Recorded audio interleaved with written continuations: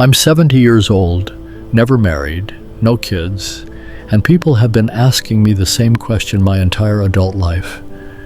Don't you regret it? They ask it at weddings, at funerals, at family reunions. They ask it with pity. They ask it with judgment. Sometimes they ask it with envy, usually the ones in bad marriages. I'm going to give you an honest answer today, a real one. Not the charming deflection I've perfected over 50 years, but I need to warn you, it's not what you think, because everyone assumes they know what the answer is. They assume I'm either going to say, I regret it, the sad old bachelor cautionary tale, or I'm going to say I don't regret a thing, the defiant lone wolf who beat the system. Neither of those is true. The truth is more complicated, and honestly, more damning. Let me tell you who I was. I was the guy everyone wanted to be. I know how that sounds, but hear me out.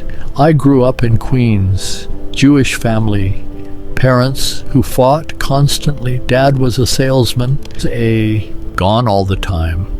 Mom was bitter about it. They stayed together for 47 years out of obligation, not love. I watched that marriage like a kid watches a car crash in slow motion. By the time I was 22, I had one rule: never end up like them. I went into advertising. Madison Avenue in the 70s. If you know, you know. It was everything you've seen in the movies, except more. The money, the travel, the women, the martini lunches that turned into martini dinners. I was good at my job. Really good. Creative director by 35. Corner office by 40. And I dated. Oh, I dated. Beautiful women. Smart women. Women who wanted to marry me. I always had someone. Never alone on a Saturday night. Never alone on New Year's Eve, never alone on vacation. I took them to Paris, to Tokyo, to that little hotel in Positano where the balcony hangs over the Mediterranean. But I had a rule.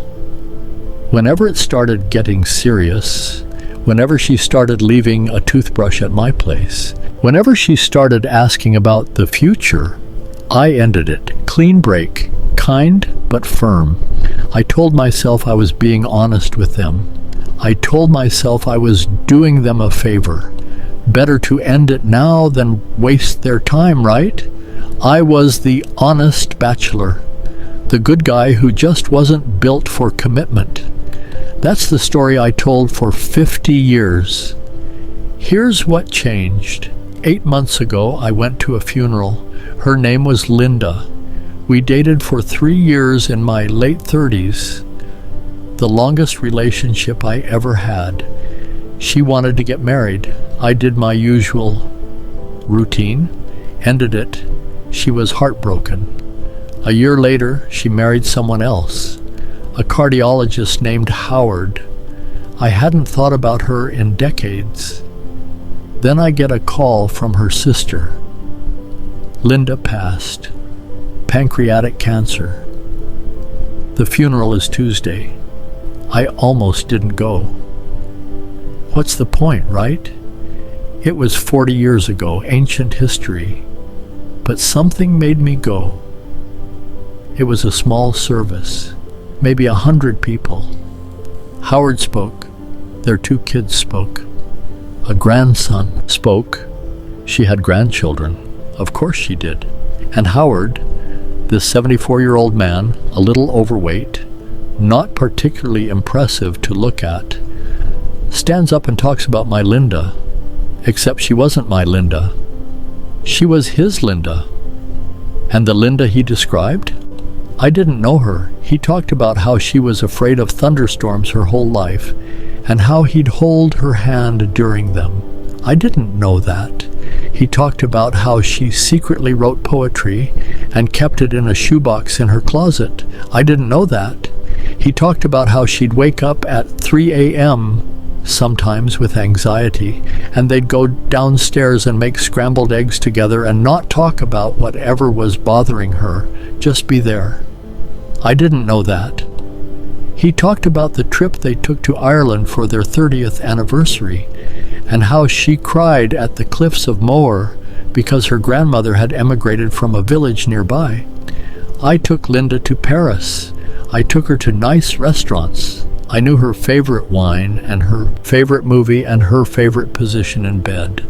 But I didn't know she was afraid of thunderstorms. I didn't know she wrote poetry. I sat in that pew, and something cracked open in my chest. Here's the lie I told myself for 50 years. I told myself I was choosing freedom. I told myself I was brave, braver than all those people who settled down and gave up on adventure. I was the one who climbed mountains in Nepal and scuba dived in Belize and sat in cafes in Barcelona at 2 a.m. with a beautiful stranger. I was the one who didn't compromise. I was the one who lived. That was the lie. Here's the truth. I wasn't choosing freedom. I was choosing safety. I dressed up fear in a costume and called it independence. Because here's what nobody tells you about marriage, about real intimacy of any kind. It's not a prison. That's not why it's hard. It's hard because it requires you to be known, fully known, with all your ugliness and your weakness and your 3 a.m. fears and your petty resentments and the shameful thoughts you never say out loud. Marriage, real marriage, the kind worth having, means someone sees all of that, and they stay anyway. Do you understand how terrifying that is? I couldn't do it. I could take a woman to Paris. I could give her pleasure and nice dinners and witty conversation. I could be the perfect boyfriend for 6 months, a year, 2 years. But the moment she started getting close to the real me, the scared kid from Queens who was terrified of becoming his father, who didn't know if he was actually lovable under all the charm, I ran every single time, and I called it freedom. So let me ask you, what do you think I regret? Do I regret not having a wife? Here's the thing. I know unmarried people who are deeply known by their friends, their community, their lovers. Marriage isn't the point. You don't need a ring to be known. Do I regret not having kids? Sometimes. I won't lie. There are moments, seeing a father teach his son to ride a bike, or watching an old man's daughter hold his hand in the hospital, where I feel a specific kind of loss. But that's not my biggest regret either. My biggest regret? I regret that I was never known by anyone. I'm 70 years old, and no one on this earth has seen the real me. I have friends. I have a brother I talk to twice a year. I have former colleagues who'd meet me for lunch. I have women I've dated who remember me fondly, I think, but none of them know me. Because I never let them. I've been hiding for 70 years. Behind charm, behind wit, behind nice apartments and good taste and well-told stories. I'm a performance that never ended. I'll tell you the moment I think about most. It was with Linda, actually, about 2 years into our relationship. We were at my apartment. It was late, and she asked me something. I don't even remember what it was. Something about my childhood, something about my father, and I felt it. That panic, that tightness in my chest that said, she's getting too close, she's going to see it. She's going to see that you're not who she thinks you are. So I made a joke, changed the subject, got up to make us drinks, and I remember her face. She knew. She knew I'd dodged her. And I saw something in her eyes, a tiny light going out, like she'd been trying to open a door, and I'd slammed it shut. That was the moment I could have changed everything. I could have sat back down. I could have said, you know what, ask me again, I want to tell you. I could have told her about watching my parents scream at each other through my bedroom wall, about my father calling my mother a disappointment, about swearing I'd never need anyone that much because need was weakness. I could have let her see me. I didn't. And 6 months later, I ended the relationship because she was getting too close. I told myself I was protecting my freedom. I was protecting myself from being loved. The loneliest I've ever been wasn't on a holiday by myself. It was at my 60th birthday party. I threw a big one, rented out a room at a nice restaurant. 60 people came. Colleagues, clients, women I'd dated, old friends from the industry. Someone made a toast. Everyone laughed at the right moments. The wine was excellent, and I looked around that room, 60 people who showed up for me, and I realized something devastating. Not one of them knew me. They knew Eugene, the creative director, Eugene, the charming bachelor, Eugene with the great stories. None of them knew I'd cried the night before because I was 60 and I'd never let anyone in. None of them knew I slept with the TV on because silence scared me. None of them knew I'd never said the words, "I love you," to a woman and meant it because I didn't know if I was capable. 60 people in a room celebrating me. I was completely alone. So do I regret not getting married? No, I regret the lie I told myself about why. Because if I'd been honest, if I'd understood that I wasn't choosing freedom, I was running from intimacy, I might have done something about it. I might have gone to therapy 30 years ago instead of 3 months ago. I might have called Linda the next morning and said, "Let me try again. Let me answer your question." I might have found someone, anyone, and done the terrifying work of being known. Marriage was never the point. Intimacy was the point. And you can be married for 50 years and never be known. I've seen those couples. Two strangers sharing a house, performing a marriage, never touching each other's real selves. And you can be single your whole life and be deeply, profoundly known if you're brave enough to let people in. I wasn't brave. I was a coward who convinced himself he was a hero. So here's what I want to say to you. If you're young and you're telling yourself you're not ready to settle down, you want to live first, you want your freedom, ask yourself a question. Be honest. Is it really freedom you want, or is it safety? Is that commitment feels like a cage? Or is it that commitment means someone might see the parts of you you've hidden your whole life, and they might not like what they see? Because those are two very different things. Freedom is beautiful. I'm not here to tell you to get married, have kids, buy a house in the suburbs. That path isn't for everyone. It wasn't for me. But hiding isn't freedom. Running isn't freedom. Keeping everyone at arm's length because you're terrified of being truly known, that's not freedom. That's a prison you build yourself, one you can't see the bars on because you decorated them so nicely. I want to tell you what I've started doing. It's embarrassing to admit, but here it is. I'm 70 years old, and I've started therapy for the first time in my life.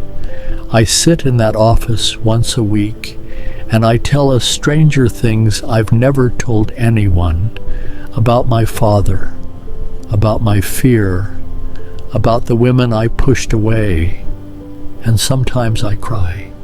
Me, Eugene, the charming bachelor who always had a quip, who never let them see him sweat.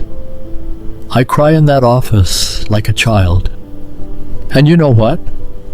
Something is shifting. I'm learning at 70 how to be known. It's probably too late for me to find a great love, the kind of love Howard had with Linda, the kind that holds your hand during thunderstorms and makes scrambled eggs at 3 a.m. That door might be closed, but other doors aren't. I called my brother last week. Not just the usual small talk. I told him I was sorry I'd never been close to him. I told him I was scared of people knowing me, and that included him. He was quiet for a long time. Then he said, "It's not too late." Maybe he's right. Here's what I want to leave you with. The question isn't whether to get married or stay single. The question isn't kids or no kids, suburbs or city, career or family. The question is, will you let yourself be known? Will you do the terrifying thing? Will you sit with someone, a partner, a friend, a brother, a therapist, and let them see you, the real you, the scared kid you've hidden under all that charm and achievement? Because if you won't, it doesn't matter what choices you make. You can have everything. The condo, the money, the freedom, the travel, the stories. You can have people around you every day, and you can still die alone. Not alone in your apartment, alone in your soul. Unknown, unseen. A performance that ran for 80 years and closed without anyone ever meeting the person behind it. That's what I almost did. That's what I'm trying at 70 to undo. So do I regret not getting married? No. I regret being a coward. I regret the 50 years I spent running. I regret every woman I pushed away because she got too close. I regret the toothbrushes I threw out, the questions I dodged, the doors I slammed shut. I regret calling it freedom when it was fear. I don't regret the life I lived. I regret the life I was too scared to live. If there's someone in your life who's trying to know you, really know you, stop running. Let them see you. It's not too late. Not for you. I'm still figuring out if it's too late for me. But I'm done pretending. I'm 70 years old, never married, no kids. And for the first time in my life, I'm trying to let someone in. Maybe that's the beginning of something, or maybe it's just a better way to end. Either way, it's the truth. And the truth I'm learning is where freedom actually lives. If this meant something to you, share it with someone who needs to hear it. And if you're that person who keeps everyone at arm's length, you know who you are. Ask yourself what you're really afraid of. The answer might change your life. It's changing mine.